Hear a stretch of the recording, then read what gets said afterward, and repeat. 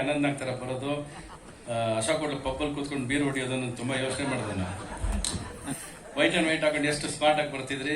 But ನನಗೆ ನಿಮ್ಮಲ್ಲಿ ನಾಲ್ಕು ಪ್ರದರ್ಶನ ಕಲ್ತಿದ್ದು ಒಂದು ದೊಡ್ಡ ವಿಷಯ ಸರ್. ನಾನು ಯಾವಾಗ ನೀವು ಯಾರು ಚಿಂತೆಗೆ ಬರ್ದೆ ಪುಸ್ತಕ ಓದ್ಕೊಂಡು ಕ್ರಾಸ್ ವರ್ಡ್ ಪಜಲ್ ಮಾಡ್ತಾ ಕೂತಿರ್ತಿದ್ರಲ್ಲ, ಇದು ನಾನು ನಿಮ್ಮನ್ನ ಕಲ್ತಿರೋ ವಿಷಯ ಸರ್. ನನಗೆ ಅಂದ್ರೆ ಯಾರ ಸಾಹಸಕ್ಕೂ ಹೋಗೋದಿಲ್ಲ, ಯಾರ ತಂಟೆಗೂ ಹೋಗೋದಿಲ್ಲ, ಯಾರ ಬಗ್ಗೆನೂ ಮಾತಾಡೋದಿಲ್ಲ. ಯಾವಾಗ ನೋಡಿದ್ರು ಪುಸ್ತಕ ನನ್ನ ಕೆಲಸ.